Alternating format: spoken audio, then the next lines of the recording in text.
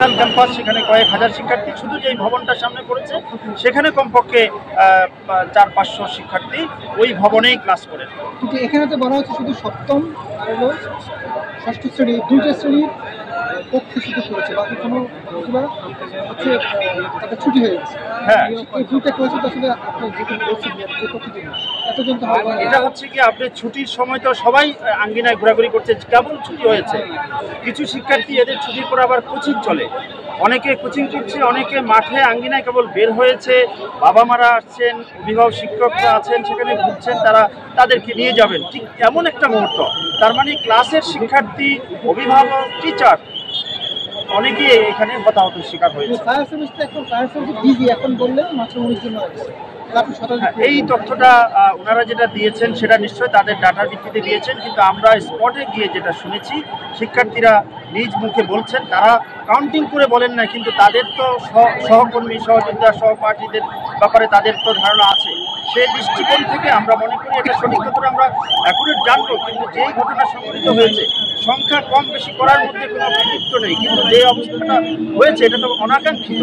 এবং এই ট্রিটমেন্টটা আমি মনে করি যে এনাদের ট্রিটমেন্টের জন্য যথাযথ ব্যবস্থা নেওয়া দরকার, প্রয়োজনে দেশের বাইরেও যদি নিতে হয় সেটাও নেওয়া দরকার, ইমিডিয়েট নেওয়া দরকার। যারা জীবিত আছে, আমরা আমাদের স্বেচ্ছাসেবকরা সেখানে উদ্ধার কাজে সহযোগিতা করেছে, এবং যারা উপচে পড়া ভিড় ছিল, অভিভাবকদের এখানে সাধারণ উৎসুক জনতা এসে ভিড় করে অনেক পরিস্থিতি খারাপ করছেন, সেই অবস্থায় উদ্ধার কাজে আমাদের স্বেচ্ছাসেবক ভাইরা সহযোগিতা করছে। আমাদের সাথে 15 থেকে 20 জনের একটা টিম স্বেচ্ছাসেবক আর আমাদের বিভিন্ন ভাইরা আসছেন সহযোগিতা করে। আমাদের অনেকে এখানে আছেন, আমরা উদ্ধার কর্ম শেষে এখন বাইরে আসছি। হ্যাঁ, ওখানে কার্যক্রম মোটামুটি কাজ শেষ। এখন শুধু ওই যে বিমানের যে ধ্বংসাবশেষটা আছে সেইটা বিভিন্ন ইয়ের মধ্য দিয়ে এটা উত্তোলন করছে।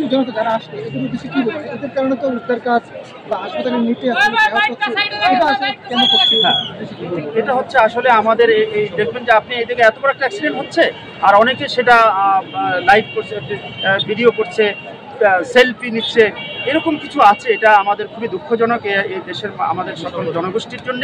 আমরা মনে করি বিপদের সময় অতিরিক্ত চাপ সৃষ্টি করা এটাও একটা বিপদের কারণ। আমি দেখেছি যে ঝুঁকিপূর্ণভাবে 4তলা ভবন পর্যন্ত শত শত মানুষ সেখানে এমনভাবে দাঁড়িয়েছে যে একটা অ্যাক্সিডেন্ট আরেকটা হতে পারে, অনেক মানুষ। আপনি দেখবেন যে সেখানে আরেকটা অ্যাক্সিডেন্ট হতে পারে, সেটা নিয়ে আশঙ্কা আছে। এই জন্য সাধারণ মানুষের প্রতি আমাদের অনুরোধ থাকবে যে আমরা যারা শুধুমাত্র টিম বিভিন্ন ইয়ে থেকে এসেছে, স্বেচ্ছাসেবক, ভলেন্টিয়ার সার্ভিস, তারা সেখানে কাজ আছে, তারা থাকবে। অন্য উৎসুক জনতা আমরা আল্লাহর কাছে দোয়া করব। এবং এখন যে জিনিসটা দরকার সেটা হচ্ছে বিভিন্ন উত্তরার বিভিন্ন হসপিটালগুলোতে রোগীরা আছে, ট্রিটমেন্ট দরকার এবং নেগেটিভ ব্লাডের খুবই প্রয়োজন।